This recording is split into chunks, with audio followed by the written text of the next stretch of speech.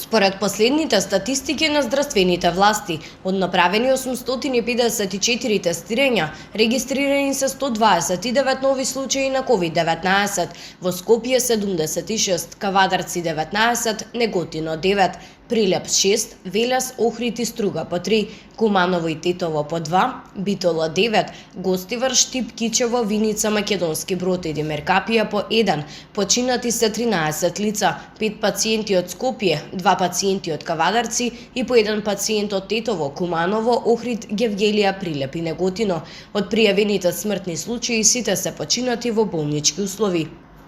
Вкупната бројка на ковид диагностицирани лица во нашата земја од почетокот на епидемијата изнесува 99.408.